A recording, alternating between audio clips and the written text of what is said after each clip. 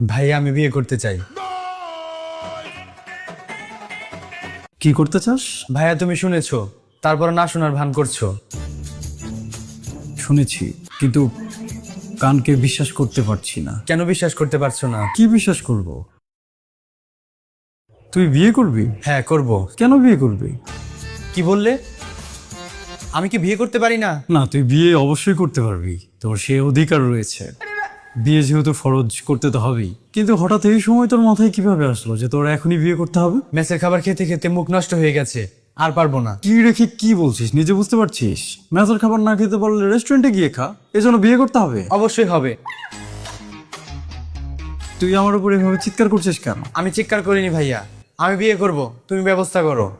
ছেলের হাতের মোয়া, সুন্দর ব্যবস্থা করে দিলাম আর হয়ে গেল। খুব সোজা। হ্যাঁ, বাবাকে যা বলার তুমি বলবে, আমি কিছু বলতে পারবো না। না সবই ঠিক আছে, আমি বাবাকে বুঝালাম, মাকে বুঝালাম, ফ্যামিলির সবাইকে রাজি করালাম, মেয়েও দেখলাম, বিয়েও করিয়ে দিলাম, সেটা সমস্যা না। কিন্তু আমার মনে হয় তোর এই বিষয়ে আরেকটু ক্লিয়ার হওয়া উচিত। আমি তো বললাম আমার সমস্যার কথা। যে সমস্যা বলছি সেই সমস্যার অ্যাকচুয়াল সমাধান কিন্তু এটা না। আমি তো বিয়ে করতে না করিনি, কিন্তু তোর কারণটা ভ্যালিড মনে হচ্ছে না। শুধুমাত্র ভালো খাবার দাবারের মতো একটা প্লাস পয়েন্টের আশায় এতগুলো মাইনাস পয়েন্ট কাঁধে নিবি, এটা চিন্তার বিষয়। ঠিক আছে, বিয়ে যেহেতু করতে চাচ্ছিস, ব্যবস্থা আমি করে দিব। ভাইয়া তুমি বিয়ে করে তো খুব আনন্দে আছো, অথচ আমাকে বিয়ে করতে না করছো। আমি আনন্দে আছি। অবশ্যই আছো।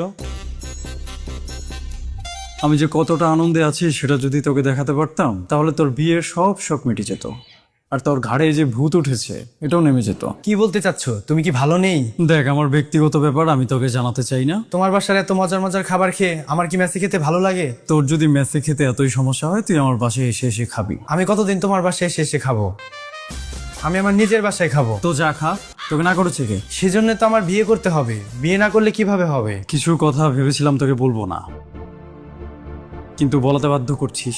আমি মানি বিয়ে করা প্রয়োজন, বিয়ে করার দরকার আছে, এজন্য জীবনের একটা সময় এসে বিয়ে করতে হয়, এজন্য আমিও করেছি। কিন্তু নিতান্তই বিয়ে করার প্রয়োজন না থাকলে বিয়ে করার কোনো প্রয়োজন আছে বলে আমার কাছে মনে হয় না। আর আমার কথাটা নিশ্চয়ই তুই বুঝতে পারছিস না। ভাইয়া তুমি আমাকে ভয় দেখাচ্ছ। ভাবি যে কত সুন্দর রান্না করে, ওইরকম রান্না আমার প্রতিদিনই খেতে হবে। তুই যদি শুধুমাত্র রান্না খাওয়ার জন্য বিয়ে করতে চাস, সেই মন ইউ।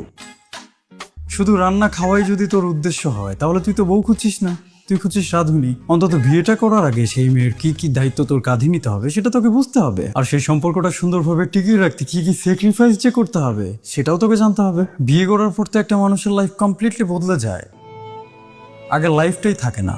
তুই এখনো এতটাই ইম্যাচিউর, বিয়ের পর লাইফে যে স্যাক্রিফাইসগুলো করতে হয়, শুধুমাত্র ভালো খাবার পাওয়ার আশায় এতগুলো স্যাক্রিফাইস তুই করতে পারবি না। মাঝখান থেকে মেয়েটার লাইফও নষ্ট করবি, নিজেও হয়ে যাবি পাগল।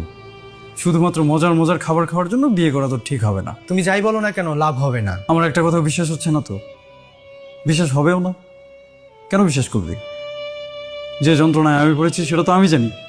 আমি মুখে বললাম, তুই বিশ্বাস করলি না। ঠিক আছে চল, নিজের চোখে কিছু বিষয় দেখবি, তারপর যদি বিয়ে করতে চাস, আমি খুশি মনে ঢাক ঢোল পিটিয়ে তোকে বিয়ে দিয়ে দিব। অবশ্যই আমি বিয়ে করতে চাই। ওই কি কি আমি তোর বড় ভাই না? বিয়ে করব বিয়ে করব শুরু করেছিস? হ্যাঁ, বিয়ে দিব বলেছি তো, এতবার বলতে কি লজ্জা লাগে না? ঠিক আছে আয়, যেটা দেখাতে চাইলাম দেখবি, তারপর করতে চাইলে করবি। ঠিক আছে চলো, কিন্তু কোনো লাভ হবে না।